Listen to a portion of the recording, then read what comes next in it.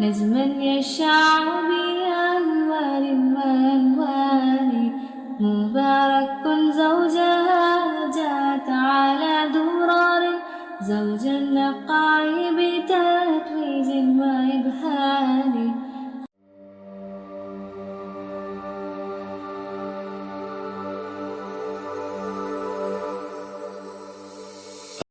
मिजाज वाकई हुए हैं। अगर आप खुदा न खास्ता तुंद मिजाज और संगदिल होते तो ये सब लोग आपके पास से तितर बितर हो जाते। लिहाजा इनसे दरगुजर कीजिए, इनके लिए बख्शिश तलब कीजिए और दीन के काम में इनसे मशवरा किया कीजिए। फिर जब आप किसी राय का पुख्ता इरादा कर लें तो अल्लाह पे भरोसा कीजिए और काम शुरू कर दीजिए। बिलाशुबा अल्लाह ताला भरोसा करने वालों को पसंद फरमाता है।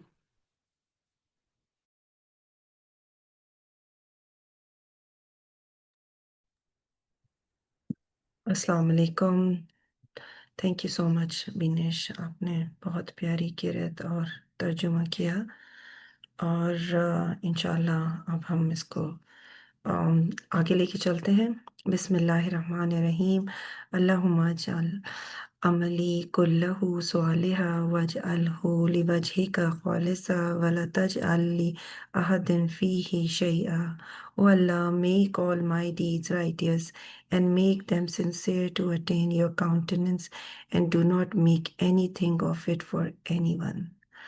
मैं और आप यहाँ पर कॉन्शियसली हमें बहुत अलर्ट होके इस सेशन को अटेंड करना है कि ये जो भी हमारी कोशिश है वो सिर्फ़ और सिर्फ अल्लाह अल्लाह सुब्हानहू व तआला अल्लाह के लिए है। और मैं और आप इस प्लेटफॉर्म पे जो जमा हुए हैं वो इसलिए कि हम अपने बच्चों की अच्छी तरबियत कर सकें और अच्छे पेरेंट्स साबित हों। इंशाल्लाह अल्लाह के हुक्म से अल्लाह ताला हमारे लिए, हम सब के लिए इस सफ़र को आसान करे। आज का बहुत प्यारा टॉपिक जो कि मैं एलैबोरेट करूँगी, दी एब्ज़ॉर्बेंट माइंड है। ये 0 टू 6 इयर्स में आता है। मैं स्टेजेस पे बात करती हूँ और हम स्टेजेस पे फिर बात करेंगे। मेरा question starting of the session यही था कि मैच्योरिटी और विजडम आपको क्या लगता है कौन सी एज तक आ जाती है, मुकम्मल हो जाती है? और वो हमें प्रूफ भी होता है प्रॉफिट मोहम्मद सल्लल्लाहु अलैहि वसल्लम की लाइफ से कि उनको प्रॉफिटहुड कौन सी एज में आई। तो मेजॉरिटी आप देखें यहाँ पे जितने भी एजुकेशनिस्ट हैं वो ये बात करेंगे बाय द एज ऑफ 40 या 40s में जब भी आप हैं ये मेजॉरिटी तक आपका पहुँचता है और विजडम कंप्लीट होती है आपके अंदर। और आप हर लिहाज से मैच्योर होते हैं। एक कंप्लीट पर्सनालिटी आपकी मुकम्मल होती है। जैसे मैं कहूँ कि इमोशनली, फिज़िकली, मेंटली, स्पिरिचुअली हर लिहाज से एक मुकम्मल पर्सनालिटी आपकी बन जाती है। और ये स्टेजेस हैं, बहुत प्यारे स्टेजेस हैं। मैंने इधर 2 पिक्चर्स इसलिए ख़ास तौर पे आप ये देखें, ये लगाई हैं आपको सिर्फ बताने के लिए कि अम, ये जो आप देख रहे हैं स्टेजेस, इसके अंदर कहाँ आप न्यू बॉर्न बेबी को देखते हैं और कहाँ इस मदर को देखें जो कि अपने 40s में जो टीनेजर्स उसके साथ अपने टीनेजर्स के साथ अपना टाइम पीरियड आपको दिख रहा है कि इसमें शेयर करिए। तो आई होप कि आप ये मेरे साथ सफ़र गुजारेंगे, ये सेशंस अटेंड करेंगे तो आपके लिए भी फ़ायदा होगा और मेरे लिए भी। यकीन करें मुझे भी इससे फ़ायदा होता है अल्हम्दुलिल्लाह।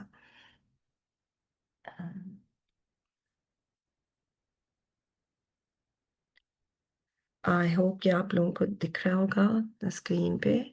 अल्हम्दुलिल्लाह। रब्बि इश्रह ली सदरी व यस्सिर ली अमरी वहलुल उक़दतम मिन लिसानी यफ़क़हू क़ौली। My Lord, expand for me my breast and ease for me my task and untie the knot from my tongue that they may understand my speech. Ameen summa ameen. Um,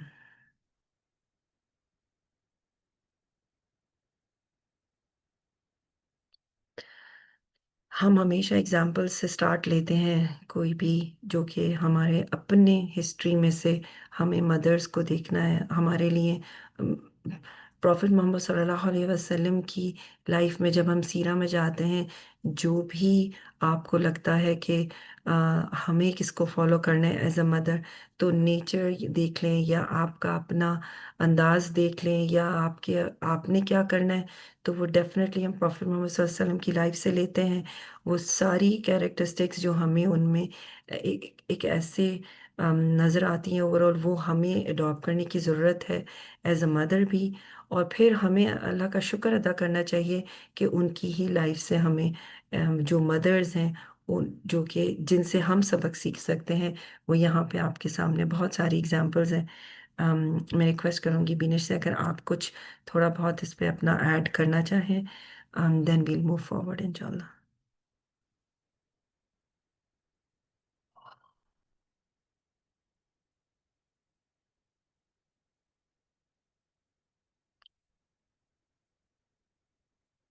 okay, no worries. मेरे पास message आया है, let's continue. क्या आप में से कोई भी अपने चैट्स में, मैं आपको 1 मिनट देती हूँ, कोई एक जुमला, आप ये मदर्स देख रहे हैं, let's take it as an activity, please add something that you know about any one of the mothers that you know that you have learned from the Islamic history. जो सक्सेसफुल मदर्स इन इस्लाम हैं, और हमें उनसे बहुत कुछ सीखने को मिलता है। यहाँ पे एक लाइन मैंने खुद मेंशन की हुई है, लेकिन अगर आपको कोई भी चीज़ हज़रत आयशा रज़ी अल्लाह ताला अन्हा के हवाले से याद है, तो प्लीज़ शेयर करें, और अपने चैट में I am giving you a minute और two. She is definitely a loving wife and a true believer. और हमें उनकी लाइफ में बहुत दफ़ा, अगर हम सीरा उठा के पढ़ें तो हमें मिलता है। सबसे प्यारी बात तो मुझे ये लगती है कि जितनी ही एग्जाम्पल्स में देती हूँ, जो इनकी रिलेशनशिप है प्रॉफिट मोहम्मद सल्लल्लाहु अलैहि वसल्लम से, उसमें हमें लविंग वाइफ को अगर देखा जाए तो बहुत ज़्यादा मैं हाईलाइट कर सकती हूँ इनके प्यारे प्यारे वाक़यात प्रॉफिट मोहम्मद सल्लल्लाहु अलैहि वसल्लम के साथ, चाहे वो गेम्स प्ले करने से लेकर यू नो फूड सर्विंग का हो, या डीलिंग विद अदर वाइफ्स हो। उनके सारे वाक़यात बहुत प्यारे हैं। लेकिन एक वाक़या मुझे बहुत अच्छा लगता है कि वो प्रॉफिट मोहम्मद सल्लल्लाहु अलैहि वसल्लम के साथ गेम खेलते थे, एंड वो रेस लगाते थे। तो ये Hazrat Hajar, I like her, oh perfect, thank you so much. Some of one of you have added about Hazrat Hajar. I like her. That's fantastic. Thank you for sharing that. तो अगर हम अपनी life में देखें, आप में से और हम में से कितने लोग हैं जो अपने हस्बैंड्स के साथ गेम्स खेलना प्रेफर करते हैं? मैं कहती हूँ, मैं बहुत दफ़ा मुझसे कोई शेयर करता है कि उस टाइम मैं क्या करूँ जब माय हस्बैंड इज़ अपसेट, और वो, मैं उनको राज़ी करने के लिए क्या करूँ? तो मैं कहती हूँ कि सबसे प्यारी डिस्ट्रैक्शन है कोई जोक कर लें, या कोई वाकई में कोई गेम करें कि आपको लगता है कि गुस्सा आ रहा है, क्योंकि शैतान बिल्कुल तंग करता है हस्बैंड एंड वाइफ को, और वो इस तरह के काम होते हैं। तो हल्का सा पानी का छिड़काव कर देना, लाइक छोटे मोटे मजाक, और आपने कोई चीज़ है हाथ से ले ली जस्ट टू डिस्ट्रैक्ट के ना, ये चीज़ दूर हो जाए, फिर फौरन से हाथ पकड़ लिया, या start playing a game around, you take a thing and say okay I am finding it, hide and seek. ये एक बहुत प्यारी रिलेशनशिप है, ये वो यकीनन अंडरस्टैंड करेंगे हस्बैंड एंड वाइफ जिन जो कि इस रिलेशनशिप में होते हैं। एंड तो जब मैं प्रॉफिट मोहम्मद सल्लल्लाहु अलैहि वसल्लम की लाइफ को रीड करती हूँ या जब भी सीखती हूँ, तो मुझे वो जो गेम प्लेइंग की आदत थी जो उनकी, वो मुझे बहुत अच्छी लगती है, और वो हज़रत आयशा रज़ी अल्लाह अन्हा के साथ साबित भी होती है उनकी लाइफ से।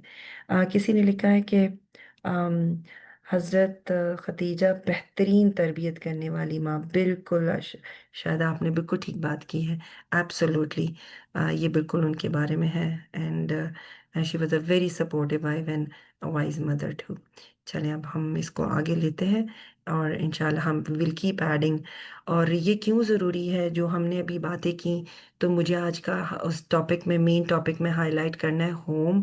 और होम के अंदर हम एज पे बात कर चुके हैं। We started with husband, then O is for observation, M is for mother, and अगर आप उसको पलट लें तो वो डब्ल्यू बन जाता है, and that is wife. So mother has two faces in the same coin. She's a mother and she's a wife. And then E जो है वो एनवायरनमेंट है। एनवायरनमेंट है, आज हम बहुत एनवायरनमेंट पे बात करेंगे। तो अगर आप एक बहुत इंपॉर्टेंट रोल प्ले करते हैं in the environment of the child. एक जो मैं अभी वाइफ्स का जिक्र कर रही थी, प्लेइंग गेम्स, तो आप मुझे बताएं कि if you are playful, if you are so lively in your own personality, आपकी वही चीज़ आपके बच्चों में आएगी। ये बहुत बड़ा एक हुनर है, और मैं अपने क्लासरूम में बहुत सारे बच्चों में ये देखती थी। आप यकीन करें, ये आपको 0 to 6 years में जो टीचर्स पढ़ाती हैं किंडरगार्टन में उनको, या मॉन्टेसरी क्लासरूम्स में, उन्हें ये नज़र आता होगा कि पर्सनालिटी जो मैं कहती हूँ कंप्लीट हो जाती है 0 to 6 years। ये वो पर्सनालिटी है जो खासियतें किसी में अब आपको नज़र आती है ना, कि कोई काइंड नेचर है, कोई जॉली नेचर है, कोई इंट्रोवर्ट है, कोई एक्सट्रोवर्ट है, या कोई थोड़ा गुस्से का तेज है। ये सारी चीज़ें आपको 0 to 6 years में नज़र आती हैं बच्चों में। और बाय द टाइम वो grade 1 या 2 या 3 में आते हैं, तो आपको दिखता है कि ये वो ट्रेड्स जो है अपने साथ कैरी ऑन करके फर्दर लेकर आए। अब अगर मैं कहूँ कि ये 0 to 6 years जो है, जो कि जिसमें एक पर्सनालिटी कंप्लीट हो जाती है, या मॉन्टेसरी कहती है कि the child becomes a mini adult, तो वो इसलिए कि मुझे और आपको एज अ टीचर या एज अ पेरेंट सीखने को मिलता है कि हमें बच्चों को डील कैसे करना है, या हम अपने अंदर से उनमें क्या ट्रांसफ़र कर सकते हैं।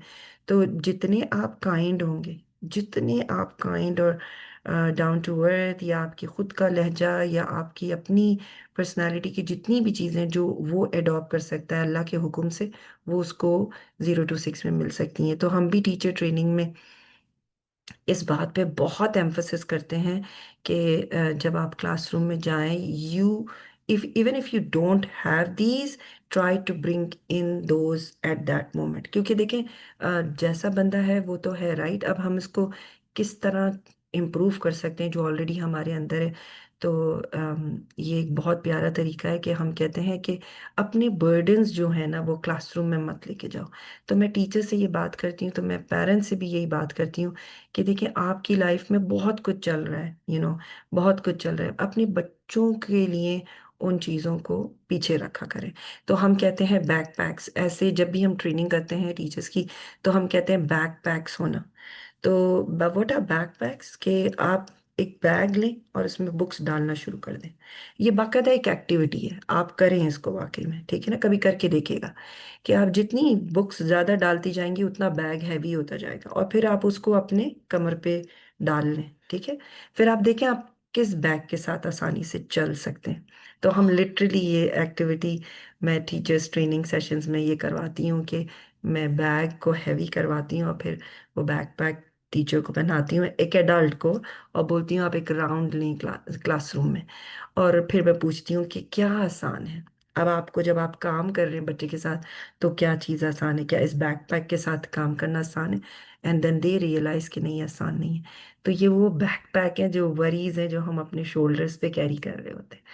और जितने ज़्यादा हम अपनी प्रॉब्लम्स को ना उसमें बैकपैक में से निकालते जाएंगे, उतने हम लाइट वेटेड होंगे, और उतना हम इजीली परफॉर्म कर सकेंगे क्लासरूम में।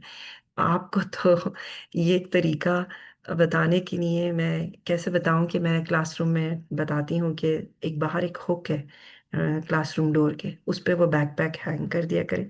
और जब आप क्लासरूम में जाएं तो go with a fresh mind, और वो सारी चीज़ें जो घर की हैं वो घर पे छोड़ के आप क्लासरूम में आए विद अ फ्री माइंड, और consider every day as a new day. तो जब आप वो फ्रेश आइज के साथ और उस फ्रेशनेस के साथ बच्चों को देखेंगे, तो आप पुरानी चीज़ों को भूल जाएंगे। क्योंकि बहुत सारे टीचर्स बच्चों की जो पुरानी गलतियां ना उनको याद रखते हैं, और वो जब क्लासरूम में जाते हैं तो वो कहते हैं कि इसने तो ऐसे किया था, ऐसे किया था, तो आज का दिन ये ऐसा है। तो we have to forget we have to forget what happened in the past. तो अगर आप इसको अपनी पर्सनालिटी का हिस्सा बना लें, तो आपकी अपनी लाइफ में, चाहे वो मैरिटल लाइफ हो, चाहे वो पेरेंटहुड हो, चाहे वो कोई भी रिलेशनशिप हो, प्लीज़ इस क्वालिटी को याद रखें कि मैंने अपनी प्रॉब्लम्स निकाल के फिर एक फ्रेश आइज के साथ उस क्या कहते हैं, उस पे फोकस करना है जिस भी सिनारियो में मैं हूँ। तो अब मैं तो ये क्लासरूम की एग्जांपल दे रही हूँ, आप कैसे कर सकते हैं। इसका एक इस्लामिक पॉइंट ऑफ व्यू बहुत प्यारा है कि आप हर नमाज में इस बैकपैक को अल्लाह को दे दिया करें। आप अपनी जितनी वरीज है ना उसको अल्लाह को दे दिया करें। 5 नमाजें होती हैं आपके पास, 5 टाइम है जब आप अपनी वरीज को अल्लाह से डिस्कस करते हैं, और उस बैकपैक को उतार दिया करें, वो वहीं ख़त्म हो जाएगा। अगर आप इसको कैरी नहीं करेंगे तो आपका दिन बहुत प्यारा गुजरेगा, पूरे दिन आपको बर्डन नहीं लगेगा आपके अपने पर। हम क्या करते हैं, हम जो प्रॉब्लम्स है उनको कैरी भी करते हैं, सिर्फ एक दिन में ही नहीं बल्कि पता नहीं बहुत सारे लोग तो कितने टाइम तक उन प्रॉब्लम्स को साथ साथ कैरी करते ही रहते हैं। और आप हर दिन की प्रॉब्लम्स को अगर जमा करना शुरू कर दें तो आपकी लाइफ में बहुत बर्डन हो सकता है और बहुत रिग्रेट्स, और फिर मतलब you know you have to empty it, you have to just to make your life easy. Okay, इंशाल्लाह इस पे आगे बात होगी। और हम 0 to 6, मैंने मेच्योरिटी का आपसे क्वेश्चन पूछा था, तो वो 40 इयर्स पे अगर आपने रियलाइज़ कर लिया अपने 40s में कि आप बहुत सारी चीज़ों से गुजर के आ चुके हैं, तो 40s का एक टाइम पीरियड है, please please this is the time period, reflect the most you can, because spiritually, mentally, physically, emotionally, हर लिहाज से आपको बहुत स्ट्रॉन्ग अल्लाह ने बना दिया। और एक फितरी तौर पर इंटरनली आपके अंदर एक अल्लाह ताला ने एक ऐसी पावर डाली है जो आपको एहसास दिलाएगी इन इस स्पेशली टाइम पीरियड में कि मैं कैसा था अपने माँ बाप के साथ, मेरे माँ बाप कैसे थे मेरे साथ, और उनके मुझ पे क्या एहसानात है। जो अल्लाह का एहसान याद रखता है, जो अल्लाह का थैंकफुल होता है, वो हमेशा हमेशा हर किसी का लाइफ में थैंकफुल होता है। तो अगर तो आपने ये रियलाइज़ कर लिया इस एज में कि मेरे पेरेंट्स ने मुझ पे इतना बड़ा करम किया है, या मुझे इतना ग्रो करके मुझे जो भी मैं आज हूँ, मैं अपने मेरे पेरेंट्स से या और उन सारे लोगों की वजह से हूँ जिन्होंने 0 to 6 में मेरे साथ क्या रोल प्ले किया है। तो आप बार बार जाएंगे और आप उनका शुक्रिया अदा करेंगे, बिल्कुल करेंगे। और पेरेंट्स तो आपके साथ होते ही है ना, तो आप उनको बार बार थैंक यू करेंगे और गले लगाएंगे और अचानक से कहेंगे कि बस जो भी मैं हूँ आपकी वजह से हूँ। आप सोचें उनके लिए कितनी बड़ी खुशी की बात होगी, वो आपको इस एज में जब देखते हैं अपने बच्चों के साथ, तो वो कितना खुश होते हैं, उनकी खुशी की इंतहा नहीं होती। और आप फिर अपनी चीज़ों को इस एज में आप विजडम यूज़ कर रहे होते हैं ना, तो आप बहुत सारी बातें उनसे शेयर नहीं कर रहे होते अपनी अपनी पर्सनल लाइफ की, कि कहीं उनको बुरा ना लगे। आप यकीन करें, वो आपके जो पेरेंट्स, आप रियलाइज़ करें कि आपसे कोई गलती होगी तो वो अपनी पेरेंटहुड को क्वेश्चन करने लगेंगे कि मैंने तो ऐसा नहीं बनाया था अपने बच्चे को, या अगर मेरे बच्चे के साथ ऐसा हो रहा है तो मैंने तो ऐसा नहीं किया था। आप बहुत सारे बुजुर्गों को ये बात कहते हुए सुनेंगे, तो आप समझ जाएं कि हमारी गलतियों को वो अभी भी कितना नोट कर रहे होते हैं। और जो अच्छे मैं कहती हूँ ओबीडियंट बच्चे होते हैं और जो थैंकफुल बच्चे होते हैं, वो हर एज में अपने माँ बाप से सीख रहे होते हैं, नॉट ओनली इन 0 to 6 और 6 to 12 या 12 to 18 या 18 to 24। उनको तो हर एज में उनकी कोई भी बात विजडम की बात लगती है और वो ले लेते हैं। और सबसे ज़्यादा ये रियलाइजेशन होती है उनको एट द एज ऑफ 40 के या अल्लाह तेरा शुक्र है कि तूने मुझे इतने प्यारे वालिदैन दिए जिन्होंने मेरी पर्सनैलिटी को इतना खूबसूरत बनाया। और जो नहीं रियलाइज़ करते, मेरी उनसे रिक्वेस्ट है कि प्लीज़ करिए। अगर आप ये एहसान मान लेंगे अभी भी और अल्लाह से दुआ मांगेंगे, आप यकीन करें आपकी लाइफ इतनी ईजी हो जाएगी। और जो दुआएं आपके पेरेंट्स आपके लिए मांगते थे और मांगते मांगते आपको इस स्टेज तक पहुंचाया है, आप वो ऑटोमेटिकली करने लगेंगे, खुद ब खुद करने लगेंगे। तो हम अपने पेरेंट्स से जो बातें सीखते हैं वो हमारे अंदर आती हैं साथ रहते रहते, और उसकी खूबसूरती का सबसे ज़्यादा एहसास इसी 40s में होता है। चलें हम आगे चलते हैं इसमें, और इंशाल्लाह we will carry on this topic further कि ये क्या सिनारियो है। ठीक है, तो इसके लिए मैंने आपको एक आयत यहाँ पे कोट करनी है। इट्स अ जर्नी, जिस जर्नी में आप मेरे साथ हैं, it's a journey from unconscious to conscious. Oh, मैं चाहती हूँ कि आप सबको इसका डीपर मीनिंग समझ में आ जाए एक दिन इंशाल्लाह, मगर आएगा हम जब इसको हर स्टेजेस पे गुजारेंगे। हम एक्सपेक्ट करते हैं कि हमारा बच्चा 6 इयर्स में कुछ तो ये भी करते हैं कि ये थैंकफुल क्यों नहीं होता। वाई डजेंट, और कुछ लोग 9 और 10 इयर्स के बच्चों को कहते रहते हैं ये नमाज पढ़ता क्यों नहीं है। ये मैंने सारे क्वेश्चंस लिखे हैं आपके लिए यहाँ पे, आप देखिएगा। थैंकफुल, से हिज प्रेयर्स, तवक्कुल, patient, caring, generous, loving, fight against शैतान। आप मुझे बताएं, अगर आप में से कोई किसी भी एज ग्रुप में है, हम में से कौन इन सारी क्वालिटीज का मालिक है? कुछ ना कुछ तो कमी होगी, और हर शख्स में कुछ ना कुछ कमी है। हम सब में कुछ ना कुछ कमी है। क्या हम पूरी कॉन्शियसनेस को पहुंच चुके हैं? जो मैं अनकॉन्शियस टू कॉन्शियस का सफ़र कर रही हूँ, ये एक ऐसी स्ट्रैटेजी है, अगर जो आप आज सीख जाएं तो ये बच्चों में नज़र आती है। और हम एनवायरनमेंट से ही सीखते हैं कि हमें बच्चों में जो चीज़ें नज़र आती हैं, हम उसी को एजुकेशन सिस्टम का हिस्सा बना देते हैं। जैसे टीचर्स ट्रेनिंग का हिस्सा है developing from unconscious to conscious. हम उन्हें कहते हैं कि हम आपको सारी स्टेजेस सिखा देंगे, सारे मॉन्टेसरी कॉन्सेप्ट्स दे देंगे। जब आप क्लासरूम में जाएंगी तो आप एक कॉन्शियस माइंड के साथ जाएंगी। अनकॉन्शियस हम इसलिए कहते हैं क्योंकि वो खुद अनकॉन्शियस होती हैं, उन्हें नहीं पता होता कि बच्चे किस स्टेजेस से गुजर रहे हैं। तो वो टीचर अच्छी टीचर कैसे बन सकती है जिसको स्टेजेस ऑफ द चाइल्ड पता ही नहीं है?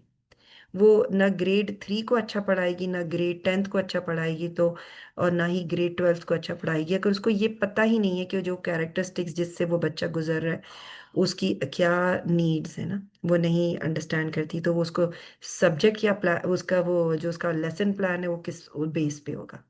मैं वही पेरेंट्स के लिए भी कहती हूँ कि आपके लिए भी अनकॉन्शियस टू कॉन्शियस जाना जरूरी है। तो ये मेरा तरीका नहीं है, ये अल्लाह का तरीका है, फितरी तरीका जिस पे हर बच्चे को वो गुजारता है। तो 0 to 6 इयर्स है अनकॉन्शियस टाइम पीरियड, और 3 to 6 है कॉन्शियस टाइम पीरियड। और मैं इसकी एग्जांपल्स पिछले सेशंस में भी दे चुकी हूँ कि वो कैसी होती हैं। तो अब अगर मैं नीचे वाली क्वालिटीज़ देखूँ, थैंकफुल होना या वक्त पे नमाज पढ़ना या पांचों वक्त की नमाज पढ़ना, तो कितने लोग हैं जिन्हें मैंने नोट किया है कि उन्होंने अपनी 40s की एज में पांचों वक्त की नमाज पढ़नी शुरू करी। यकीन करें, मेरे इर्द गिर्द और आपके इर्द गिर्द ऐसे बहुत सारे लोग हैं। और अभी भी ऐसे लोग हैं जो बड़े आराम से 2 या 3 वक्त की नमाज छोड़ देते हैं। उन्हें 40s या आगे भी मुझे नहीं पता कि रियलाइज होगा कि नहीं होगा, मैं नहीं जानती। लेकिन अपने इर्द गिर्द देखेंगे तो आपको ऐसे लोग नजर आएंगे।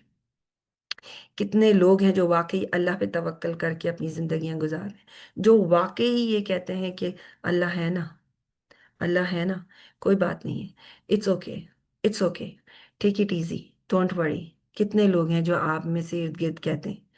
कितने लोग हैं जो अनग्रेटफुल हैं और शिकायत ज्यादा कर रहे होते हैं? उन्हें मिलता कुछ है, वो कमी को तो देखते हैं, वो ये नहीं देखते कि उनका ग्लास कितना फुल है। पानी का ग्लास है तो इतना क्यों है, इतना क्यों नहीं है? तो ये चीज़ें मुझे और आपको समझने वाली बात है कि हम एक्सपेक्ट कर रहे होते हैं बच्चे से कि वो थैंकफुल हो। हम उसको ज़बरदस्ती कहते हैं कि तुम थैंक यू बोलो, तुमने थैंक यू क्यों नहीं बोला?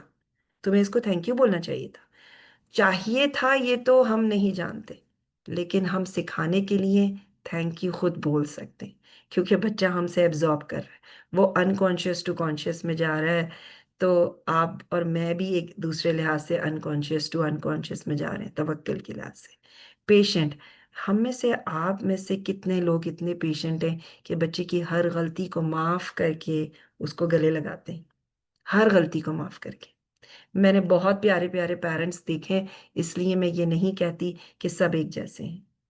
मैंने एक ऐसा फादर भी देखा है जो कि अपने बच्चे की बड़ी से बड़ी गलती पे भी उसको गले लगाता है और कहता है कोई बात नहीं, कोई बात नहीं, बस अब ये हो गया है ना, अब नेक्स्ट, आगे मूव ऑन।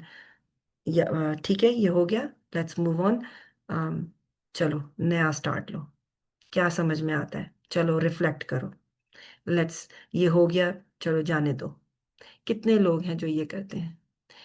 बल्कि मैंने पेरेंट्स को, उन पेरेंट्स को देखा है जो कि सिर्फ अम, तंज नहीं करते, पूरी जिंदगी तंज करते रहते हैं। उस एक गलती को बच्चे की इतनी बार दोहराते हैं कि वो बच्चे की पर्सनालिटी का हिस्सा ही बन जाती है। आप इतना कहते हैं उसको झूठा, कि तुम झूठ बोलते हो, उस एज में, जबकि उसको झूठ और सच की तमीज भी नहीं वो सीख रहा होता है, मेच्योरिटी तक में वो सीख रहा होता है।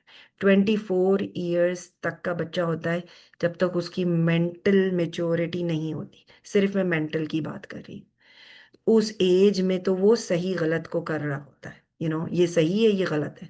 अगर उस एज में भी आप उसको लेबल कर देंगे कि तुम झूठ बोलते हो, तो वो उसकी पर्सनालिटी का हिस्सा बन जाएगी। वो, मेरे माँ बाप तो मुझे झूठा समझते हैं, तो मैं झूठा हूँ। जब घर के माँ बाप ही झूठा बना देंगे, तो बाहर के वाले तो कभी भी नहीं। आप ही झूठा बनाते हैं उसको। आप कहते हैं मेरे बेटे ने मुझसे झूठ बोला। क्या कॉल करते हैं कि क्या वो मुदस्सिर आपके घर आया है? हाँ, वो मुझे बोल के तो कुछ निकला है, वो बोल के कुछ गया है। बड़े आराम से कह देते हैं। फादर घर में आते हैं, आपका बेटा बहुत झूठा है। अगर वो झूठा है तो आपका बेटा है, और अगर अच्छा बच्चा है तो वो मेरा बच्चा है। It's very normal. मैं ब्लेमिंग गेम्स सुनती भी रहती हूँ और देखती भी रहती हूँ लाइफ में। पेरेंट्स जब भी ऑफिस में आते हैं या बातचीत करने के लिए आते हैं, तो मदर फादर पे ब्लेम डाल रही होती है, फादर मदर पे ब्लेम डाल रहे। इट्स वेरी कॉमन कि ये तो क्वालिटी, मेरा बेटा बहुत झूठ बोलता है, मैं क्या करूं उसका। ओ माय गॉड, आप सोच सकते हैं कि आपका बेटा झूठ बोल रहा है, तो क्या वो सीख नहीं रहा अभी? क्या करना चाहिए? मैं ये नहीं कहूंगी कि ये बोले, don't is a very harsh word, don't lie, मैं ये बोलूंगी ना, ना कहें ये, बोले तुम सच बोलते हो। हाँ बेटा, मैं जानती हूँ तुम सच बोलते हो। जब भी आपका बच्चा कुछ गलत कह रहा है, और आप जानते हैं मैं कब कह रही हूँ कि वो नहीं कर रहा, आपको दिख रहा है, लेकिन क्या जरूरी है उसकी गलती को पॉइंट आउट करना?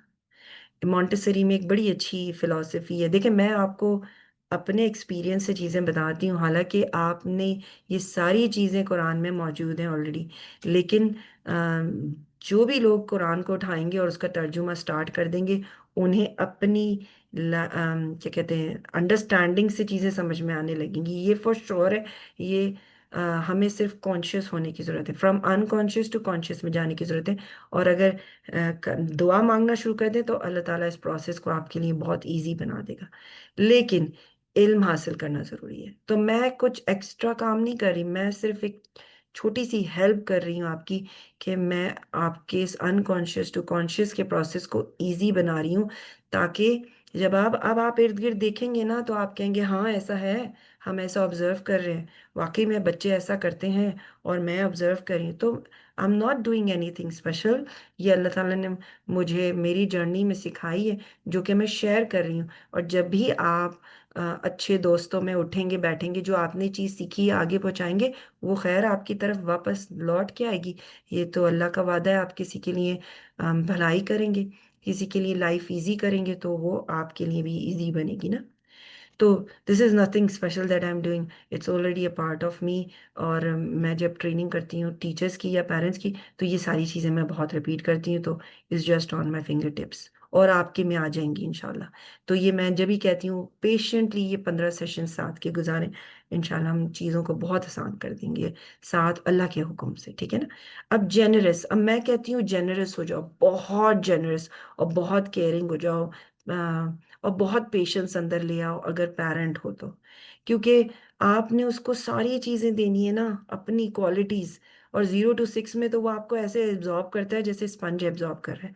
जो भी आपने जो करके दिखा रहे हैं ना, वो उसकी पर्सनालिटी का हिस्सा बनता जा रहा है, उसकी मेंटल कैपेसिटी हर चीज़ का हिस्सा बनता जा रहा है। इसका मतलब ये नहीं है कि लर्निंग सिर्फ उस टाइम पीरियड में। मैंने आपसे क्या कहा, मेच्योरिटी आते आते, कंप्लीट होते होते 40 ईयर्स लगते हैं। तो आप देखें कब तक सिखा रहे हैं उसको।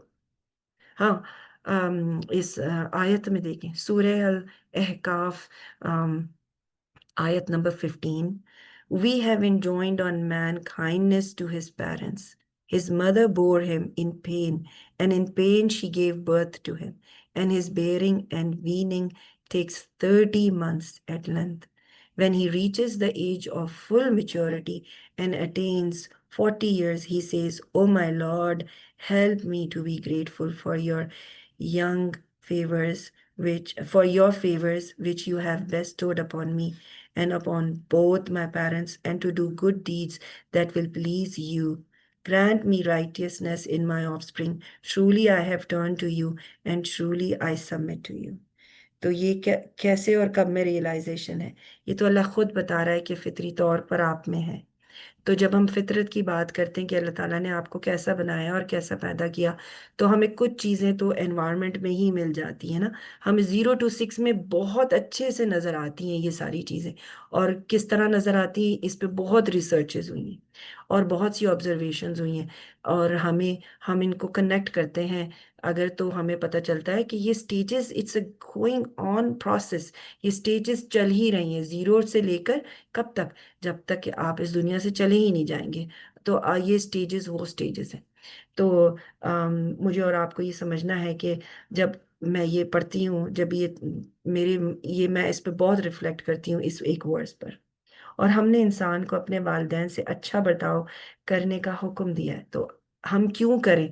अगर हम ये जल्दी रियलाइज कर लें, ये तो 40s की एज है, अगर हम जल्दी रियलाइज करें जब आपकी शादी होती है या उससे पहले या आप टीनेजर में, तो जो जब कर रहा है रियलाइज, आप समझ लें कि वो इस प्यारी सी बात का कॉन्शियस हो गया है कि हमें अपने पेरेंट्स से अच्छा बर्ताव करना है, तो उसको तो ब्लेसिंग्स तब से मिलनी शुरू हो जाएंगी। और फिर मैंने जितनी भी अभी तक रिसर्चेस की हैं जिसमें मैंने देखा है कि जो बच्चे पेरेंट्स को के साथ अपना अच्छा बर्ताव रखते हैं, वो लाइफ में सबसे ज्यादा हैप्पी और सक्सेसफुल होते हैं। आप अपने इर्द गिर्द देख लें, जितने आपके बहन भाई हैं जो पेरेंट्स को शौक से रखते हैं। मेरी मुझे एक सॉरी, मुझे एक वाकया याद आ गया जिसपे मुझे एक हंसी आई कि मैंने एक अभी थोड़े से दिनों पहले एक 40s में एक बंदा है, उसने मुझसे पूछा कि I I don't agree with what you are saying. मैं तो अपनी माँ को बहुत खुश रखता हूँ और और उसकी लाइफ बहुत सक्सेसफुल है। आई होप कि वो मेरी आंखों से या कोई थर्ड पर्सन की आंखों से देखे कि उसकी लाइफ बहुत सक्सेसफुल है। बस बात ये है कॉन्शियसनेस में जाने की। तो उसने मुझसे कहा कि मेरी माँ तो अभी भी मेरे पास नहीं रुकना चाहती, वो कहीं और जाना चाहती है। तो मैं उससे मैं उससे क्या कहती, मैंने उससे सिर्फ ये कहा कि just think a little bit and ठीक है, एक्सेप्ट करो। Okay, if she doesn't want to live with you, that's okay, that's absolutely fine.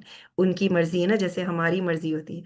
हम भी तो अपनी मर्जी चलाते हैं ना, हर दौर में चलाते हैं। हम टीनेजर होते हैं, हम हमारी सारी स्टेजेस आती हैं, हम अपनी मर्जी चलाते हैं। अब अगर पेरेंट्स इस एज में आके अपनी मर्जी चला रहे हैं और वो कह रहे हैं कि मुझे यहाँ नहीं यहाँ रहना है, तो that's okay, that's okay, it's their choice. हाँ, आपने बहुत कोशिश की, आपने उनको साथ रखा, मगर अगर अब वो आपके पास नहीं रह रहे और कहीं और जा रहे हैं, तो दैट्स ओके। इसको बहुत ज़्यादा वो मत लें। आप बस रिफ्लेक्ट करें और सोचें कि मुझे क्या करना है, क्योंकि वो अल हकीम है ना। हमें अल्लाह की विजडम को देखना है कि उसने डिसाइड किया बेस्ट उनके लिए भी और आपके लिए भी। तो पॉजिटिवली इस चीज़ को लें कि कोई बात नहीं है, उनके भी हो सकता है 4 बच्चे हों तो वो चारों के पास टाइम स्पेंड करना चाह रहे हैं।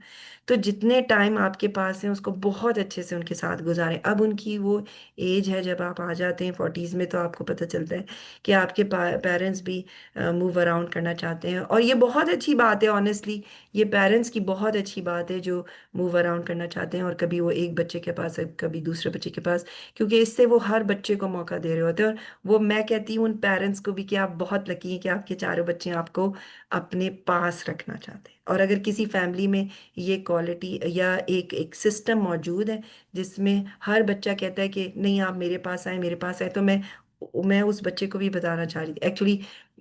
We were just discussing as friends, और मैं अपने उस फ्रेंड को ये बताना चाह रही थी कि you are doing best from your part. And and we all are childhood friends. तो हम डिस्कस करते हैं कि तो मैं कहती हूँ ठीक है, अगर इस बात को नहीं मानना तो कोई बात नहीं। If your parent is not living with you right now, still you are happy, तो समझ जाओ कि आपने फिर भी अच्छा किया है। एंड आप कर रहे हो, यकीनन, और मैं जानती हूँ कि वो बहुत अच्छा कर रहे हैं अपने पेरेंट्स के साथ। So I know that family so well कि वो अपने भाई की भी खुशी को देखता है। मतलब I was just talking to him and he said कि प्लीज़ मेरे घर आओ ना, प्लीज़ मेरे बड़े भाई के घर जरूर ज़रूर जाना। He is very sensitive emotive और वो बहुत चीज़ों को लेता है। मैं कहती हूँ वो बंदा इतनी प्यारी बातें कर रहा था अपनी फैमिली के लिए कि मेरा भाई ऐसा है, प्लीज़ उससे मिल लेना, मेरी मॉम का ख्याल रखना। और वो कहीं से अंदर फील भी कर रहा है गिल्टी कि नहीं, अभी भी मैं इनफ नहीं कर रहा अपने पेरेंट्स के लिए। तो उसको तो पता ही नहीं चल रहा कि वो कितनी खूबसूरत पर्सनालिटी का ऑलरेडी मालिक है, कि वो अपनी गलती समझ रहा है इसको कि अगर मेरे पेरेंट्स मेरे पास नहीं रहे तो क्या मुझ में ही कोई कमी है। हालांकि वो बहुत ओबीडियंट और बहुत नाइस पेरेंट है, वो एक फादर है। लेकिन मैं कहती हूँ ना कि ये रहमा वाली क्वालिटी ज़रूरी नहीं है कि मदर्स में ही हो। अल्लाह ताला कभी कभार फादर्स में इतना डाल देता है कि वो फादर्स ही मदर्स की तरह करने लगते हैं। और मुझे और आपको बहुत सीखने को मिलता है ऐसे लोगों से जब आप मिलते हैं, कि अगर आप नहीं करेंगे तो आपकी जगह किसी और को मिल जाती है। और वो ज़रूरी नहीं है कि मदर ही हो, कभी वो फादर होता है इन द फैमिली, वो मदर फिगर, और कभी वो चचा होते हैं, कभी वो खाला होती हैं, कभी वो फूफो होती हैं। You just don't know who that person is. अगर आप नहीं मदर बनेंगी तो कोई और आपकी जगह ले लेगा, और अल्लाह के लिए कुछ मुश्किल नहीं है। और तो मैंने बस उसको ये कहा कि अगर इस फिलॉसफी पे नहीं बिलीव करते या इस रिसर्च पे नहीं बिलीव करते कि वो बच्चे सक्सेसफुल हैं अपनी लाइफ में जो अपने पेरेंट्स को के साथ एहसान का मामला रखते हैं, तो अगर वो साथ नहीं भी रह रहे उनके, तो स्टिल अल्लाह ताला उनकी लाइफ में वो ब्लेसिंग्स और सब कुछ देता है, क्योंकि अल्लाह तो आपकी जर्नी जानता है ना, from the start till up till now. वो जानता है कि आपने कब कब अपने पेरेंट्स के साथ उस खूबसूरत नज़र से देखा उनको, तो क्या वो आपकी लाइफ में रिटर्न होके नहीं आएगा? जो हग्स कभी आप अपने पेरेंट्स को देते थे उठते बैठते, क्या वो हग्स आपको नहीं मिलेंगे? क्या वो किसेस आपको नहीं मिलेंगे? आप अपनी मदर के गोद में सर रखते हैं अभी भी, जो भी जिस भी एज में, तो क्या वो चीज़ आपके पर रिटर्न होके नहीं आएगी? बिल्कुल आएगी, क्योंकि आपके बच्चे आपसे सीख रहे हैं ना। और फिर फाइट अगेंस्ट शैतान, प्लीज़ इस चीज़ को बहुत ख्याल रखें। हम ये समझते हैं कि ये शैतान का फैक्टर नहीं है। मैं जितनी भी ट्रेनिंग कर लूँ, दे दूँ, या मैं आपको कॉन्सेप्ट्स बता दूँ, मैं आपको ये बताना चाहती हूँ कि ये जो रिश्ते हैं ना आपके इर्द गिर्द, दे आर रिश्ते, टेक देम लाइक दैट। मैं टीचर्स को बताती हूँ, when you go in a classroom environment, जो आपके साथ गाइड है उसको गाइड के उससे निकाल दो। क्योंकि क्या होता है कि एक क्लासरूम 3 लोग या 4 लोग मिलके बनाते हैं। ये एक मॉन्टेसरी फिलॉसफी है, ठीक है ना, एक कॉन्सेप्ट है कि एक क्लासरूम में गाइड होती है जो कि एक सन की तरह होती है, और बाकी सारी मून्स होते हैं, वो सारी असिस्टेंट टीचर्स होती हैं। तो गाइड के रोल से निकाल के बड़ी समझ लो, तो when then you will realize कि वो भी किसी चीज़ से गुजर रही है, वो भी किसी सिनेरियो से गुजर रही है, उसकी भी अपनी प्रॉब्लम्स है, और वो आपको जो दे रही है जो टाइम पीरियड, उसको समझ के ले लो और अंडरस्टैंडिंग डेवलप करो, और फिर क्लासरूम चलाओ तो सारे बच्चों को फायदा होगा। हाँ, अगर ये कंपटीशन आ जाता है कि वो गाइड क्यों है, why is she guide and why I am not, तो अंदर की जो जेलसी है उसको मैं नहीं निकाल सकती। उसको फिर मैं उनको तो नहीं बता सकती जो यहाँ नॉन मुस्लिम्स हैं, उन्हें तो ये बात मैं नहीं बता सकती कि शैतान का फैक्टर बीच में। मगर मैं मुस्लिम टीचर्स को ये बात स्पेशली बता देती हूँ, क्योंकि कोर्स में हर तरह के लोग आते हैं, कॉलेज में हर तरह के लोग एडमिशन के लिए आते हैं। तो मैं फिर मुस्लिम टीचर्स को स्पेशली बताती हूँ, please keep that factor in mind when you go in the classroom. You have to move forward, you have to let go, you have to be easy, you have to be compromising, no matter you are an assistant teacher or you are a guide, just forget and keep going, you know तो अगर आप में ये qualities आ जाएंगी तो आपको पता चल जाएगा कि ये जो एक टैग है ना, इस टैग को वो यूज करता है शैतान, और वो मिसगाइड करता है या मिसलीड करता है, और फिर आपको जबरदस्ती के शक डालेगा। तो वो पहली जो जो गाइड है वो जिन बन चुकी हुई होती है पहले से ही, क्लासरूम में जाने से पहले, और असिस्टेंट टीचर को कॉन्फिडेंस नहीं मिल रहा तो उसको पहले दिन ही उसका एटीट्यूड हो ना बहुत टॉर्चरिंग लगने लगता है, हालांकि उसका वो स्टार्ट भी नहीं होता टेन्योर, मगर रहते रहते फिर लोग प्रूव करते हैं, और अल्लाह ताला आसानियां भी डालता है और बरकत भी डालता है। ठीक है, सो ये एक बहुत प्यारी आयत है एंड वर्स है। तो जब हम जर्नी स्टार्ट करते हैं अनकॉन्शियस टू कॉन्शियसनेस, और हम एनवायरनमेंट की बात कर रहे हैं, मैं आपको बार बार कह रही हूँ कि हम एनवायरनमेंट की बात कर रहे हैं, So, and by the mercy of Allah, you dealt with them gently, and had you been severe and harsh-hearted, they would have broken away from about you. So pass over their faults and ask Allah's forgiveness for them and consult them in their affairs. अल्लाह ताला ने profit Mohammad सल्लल्लाहु अलैहि वसल्लम बहुत प्यारी जो उनकी शख्सियत है वो दी, and that was being merciful. वो रहमान, वो रहमा है, तो वो रहमतुल लिल आलमीन है, तमाम आलमीन के लिए। तो ये इतनी प्यारी उनमें क्वालिटी है, और हमें उनकी लाइफ से सीखना चाहिए, और हमें उसे हर जगह यूज़ करना चाहिए, चाहे वो जॉब प्लेस हो हमारी, चाहे वो होम हो हमारा। हम अगर इसको क्लासरूम एनवायरनमेंट में देखते हैं, तो हम कहते हैं कि हमें किसी से बहुत अच्छे से बात करनी चाहिए। तो मैं गाइड्स को हमेशा कहती हूँ, अगर गाइड ट्रेनिंग, क्योंकि ट्रेनिंग गाइड की होती है, असिस्टेंट ट्रेनिंग भी होती है, लेकिन गाइड की ट्रेनिंग पहले होती है, कि उनके साथ बहुत नरमी इख्तियार करें, and be soft to them, because when they are coming in the classroom वो बहुत डरी हुई होती हैं ऑलरेडी। तो इसी तरह हस्बैंड एंड वाइफ घर में आते हैं, वाइफ आती है, वाइफ डरी हुई होती है, तो हस्बैंड को मैं कहती हूँ कि बहुत नरम दिल और बहुत हसास होना चाहिए उसको, कि वो बहुत अपने पेरेंट्स को छोड़ के आ रही है, अपने घर को छोड़ के आ रही है। तो हस्बैंड्स को बहुत रियलाइजिंग होना चाहिए तब तो, और एक दूसरे को अगर वो अंडरस्टैंड करेंगे तब तो वो प्यारा सा होम बना सकेंगे ना। तो अब अगर मैं पेरेंट्स की बात करूं, तो मैं पेरेंट्स को कहती हूँ कि आपको बहुत ज़्यादा ये चीज़ सोचने की ज़रूरत है कि you have to be very polite and understanding, कि मैं उनकी फॉल्ट्स को नज़रअंदाज करूं। तो इस वाली जर्नी में जो आप मेरे साथ हैं, आपको पता चलेगी क्या चीज़ें उनकी फितरत का हिस्सा हैं, और वो उनकी गलतियां नहीं हैं। क्योंकि बहुत सारी जगह फितरत को ही हम उनकी मिस्टेक समझने लगते हैं। वो फितरतन वो कर ही नहीं सकते जो आप चाहते हैं, कि जैसे मैं बार बार वो सोशल इंडिपेंडेंस टाइम पीरियड को रियलाइज कराती हूँ पेरेंट्स को, कि वो ये समझते हैं कि हमारे बच्चे ने हमको छोड़ दिया, वो दोस्तों में ज़्यादा चला गया है टीनेजर टाइम में ना, मैं ये 12 to 18 की बात करी। तो वो कहते हैं कि वो उसको भी फॉल्ट समझने लगते हैं बच्चे की, कि बहुत सारे पेरेंट्स तो एहसान जताने लगते हैं कि हमने तुम्हारे लिए ज़िंदगी भर इतनी मेहनत करी, अब तुम दोस्तों में उठ रहे बैठ रहे हो, हमें वक्त नहीं देते। वो यकीन करें कि वो उसके हेल्पलेस है, वो उसमें वो कुछ करेगा, वो उसके फ्रेंड्स उसके लिए मैग्नेट की तरह, अगर आप मेरी ये बात समझ सकते हैं तो।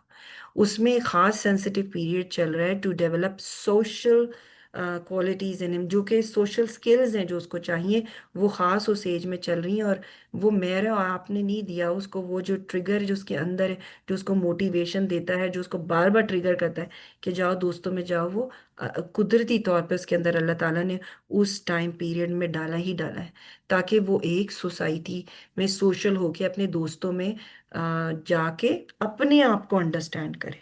ये उनकी अंडरस्टैंडिंग है। तो आप और मैं उनकी लाइफ इजी कैसे कर सकते हैं? उनके दोस्तों के साथ खुद मिलना शुरू करें, उनको दोस्तों को जानना शुरू करें, उनकी फैमिलीज को जानना शुरू करें। जब उनके दोस्त आए घर पे वेलकम करें, और उनको घर में आने की इजाज़त दें, और उनसे अच्छे से बात करें, नरमी से बात करें, अपने बच्चे की तारीफ करें उनके सामने, कि ये जो जो भी आपके बच्चे का नाम है, वो ओ उसने तो मुझे बताया आपके बारे में, oh you both are good friends, ये तो बहुत अच्छी बात है। तो चले, what is your plan for today? अगर वो जा रहा है तो खुद खुद आयतुल कुर्सी पढ़ के, और जो चीज़ आपको तसल्ली देती है, आयतुल कुर्सी देती है, या सूरह फलक, सूरह नास, जो भी आपको तसल्ली देती है, कुरान की आयत या दुआ, वो पढ़ के उस पर दम करें, उसको भेजें, और अल्लाह पे यकीन रखें कि वो अलवाइज है, वो अल हकीम है, वो जानता है कि आपके बच्चे के लिए क्या बेहतर है। कोशिश आप जरूर करेंगे, नज़र आप जरूर रखेंगे, मैं नज़र रखने को मना नहीं कर रही दोस्तों को जानने की, मगर आप अगर आप पहले ही एक बैरियर लगा देंगे कि नहीं तुम दोस्तों में नहीं जाओगे, नहीं मैंने तुम्हें तुम्हारी ये तरबियत नहीं की थी कि तुम मुझको छोड़ के उनमें जाओगे, और मेरी बात तो तुम मान नहीं कर रहे हो, अच्छा तुम वापस आओगे, मैं तुमसे बात करूंगी, तो मेरी इजाज़त के बगैर बाहर गए, ये वो सारे जुमले हैं जो मैं पेरेंट्स के मुंह से सुनती रहती हूँ, कि वो आके बताते हैं कि वो हमारी नहीं सुनता। अब वो टीनेजर बन गया, वो हमारी नहीं सुनता। बात सुनने की, बात समझने की ये है, अगर वो आपकी बात नहीं सुन रहा होता, तो रात में आपके आके गोद में सर क्यों रखे?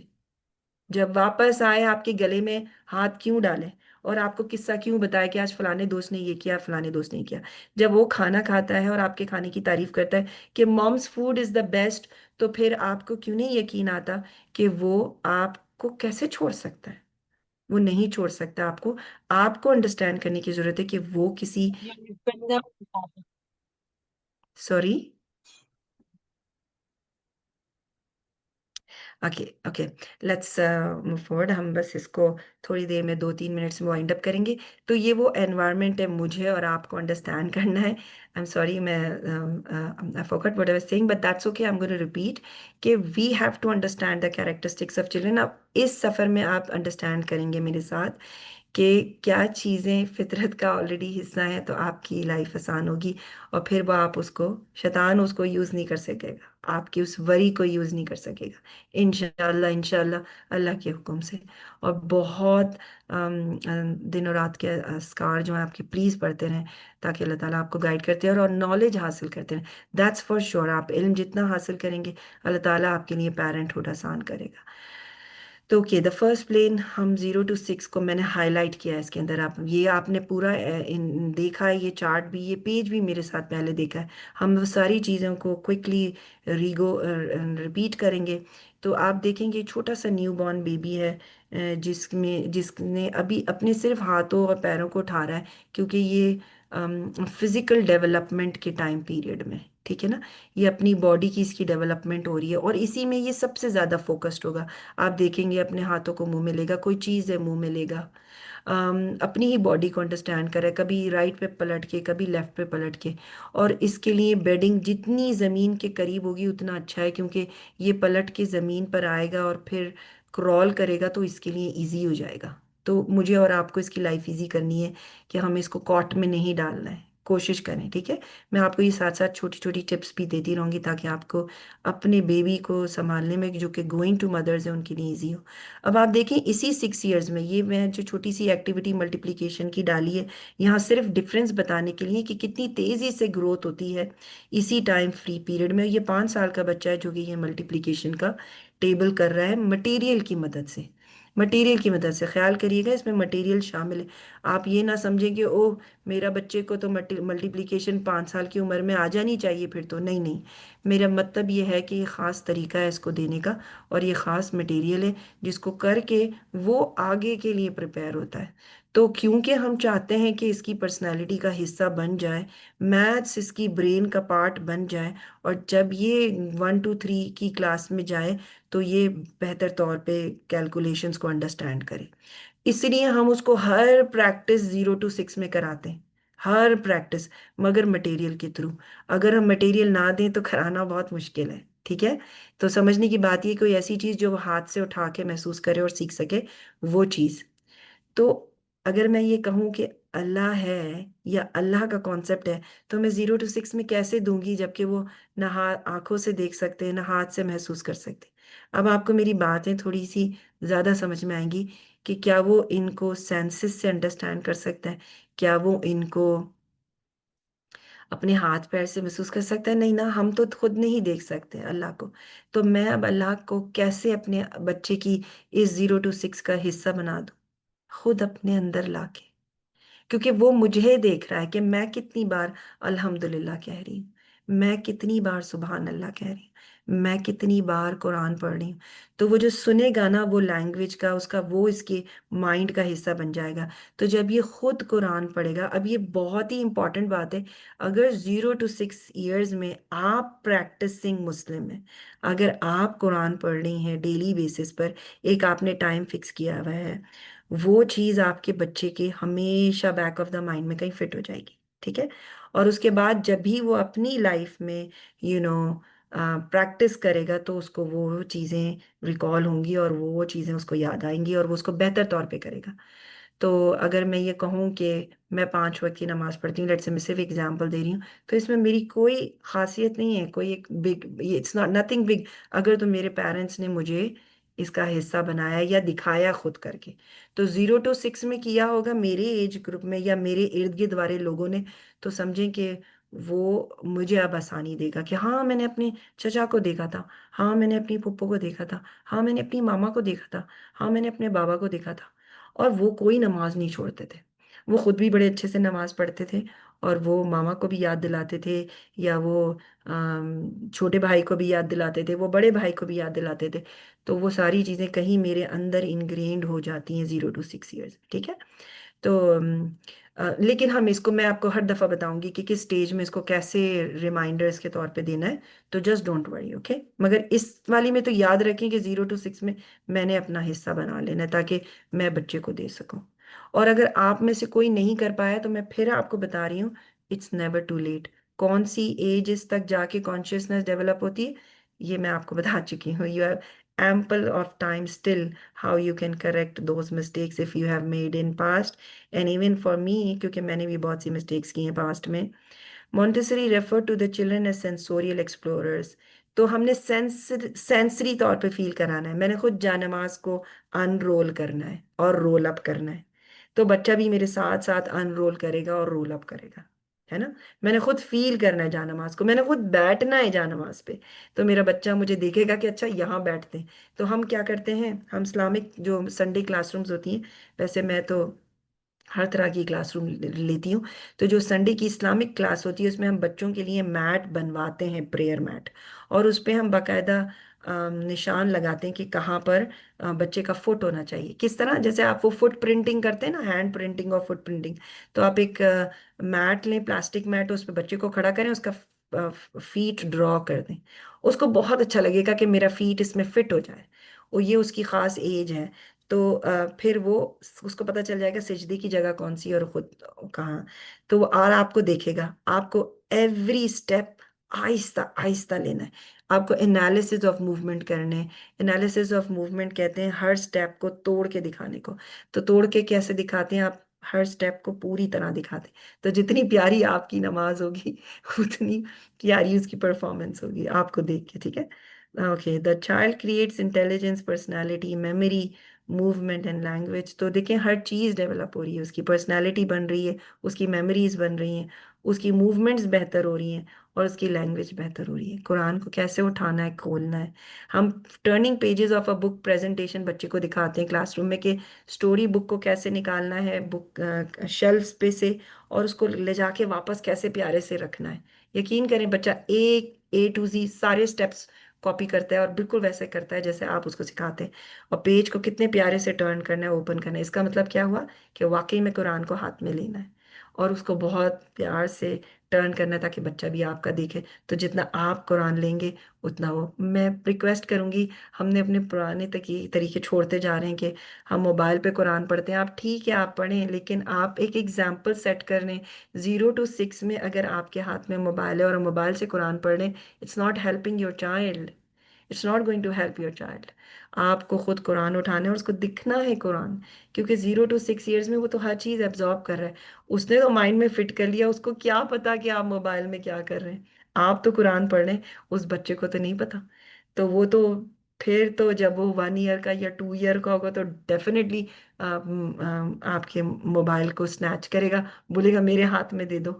फिर उसको जो नजर आएगा, मुझे नहीं पता आप क्या देखते हैं, उसको जो नजर आएगा वो अपने अंदर ले लेगा, अपनी माइंड का हिस्सा बना लेगा।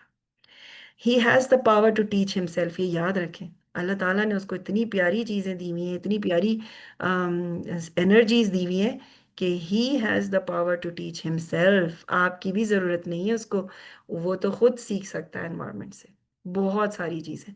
तो अब हम इर्द गिर्द से, एनवायरनमेंट से लोगों को हटा तो नहीं सकते उसकी लाइफ में, खुद वैसे बन सकते हैं जैसा हम चाहते हैं कि वो बने। फिर भी अल्लाह ने उसको बनाना वैसे ही है जैसा उसकी तकदीर में। मैं ये नहीं कह रही कि हम उसको चेंज कर देंगे, नहीं, तब भी अल्लाह ने उसको वैसे ही बनाना है।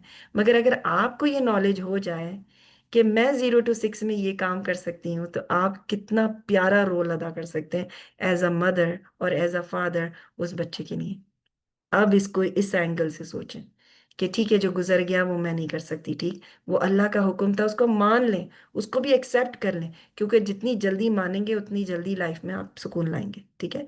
अब जो बच्चा आ रहा है, अब आप किसी भी स्टेज पे हो सकते हैं या चाहे आपका बच्चा हो या भाई का बच्चा हो, अगर आपके अंदर अच्छी फीलिंग है तो आप भाई के बच्चे को भी उसी तरह ट्रीट करेंगी जैसे आप अपने बच्चे को करती हैं ना। तो शायद उसका बच्चा इस एज में हो, 0 to 6 ईयर्स में, और उसके लिए आप वो रोल मॉडल बन जाएं, ऐसी पुप्पो बन जाएं कि मुझे अपनी नेचर इंग्रेन करानी है उसकी माइंड में, तो चलो मेरे साथ आके नमाज पढ़ो। क्या पता भाई भाभी उस स्टेज पे ना हो, अभी जिस स्टेज पे आप हैं 40s में, तो आप उसके बच्चे जब आपके पास आते हैं उनको नमाज पढ़ना सिखाएं उसी तरह। उसके आपको पता है कि एनालिसिस ऑफ मूवमेंट की क्या इंपॉर्टेंस है, अब आप जान गए, अब आपने मेरी बात सुन ली है, तो 0 to 6 में आप अपनी जीरोक्स कॉपी बना सकते हैं। तो अगर कोई बच्चे से पूछे कि, या बड़े होके वो दिखे कि ओ इसमें तो सारी क्वालिटीज इसकी पुप्पो की है, तो कितनी अच्छी बात है। मैं पुप्पो इसलिए बोलती हूँ क्योंकि इन लॉज के कुछ रिश्तों को ऐसे ही हम टैग कर देते हैं। बहुत सी पुप्पुओं बहुत प्यारी होती हैं, अगर मैं और आप समझें तो आपके बच्चों को बहुत सारे आपके रिश्ते हैं सिखा रहे हैं, ठीक है। हमें उन्हें टैग नहीं करना चाहिए कि अच्छा ये ऐसा है तो ऐसा ही रहेगा। चलें यहाँ पे हम स्टॉप करते हैं इंशाल्लाह, and we are going to continue the session, and still consciousness and consciousness is going on, and let's stop over. I'm going to take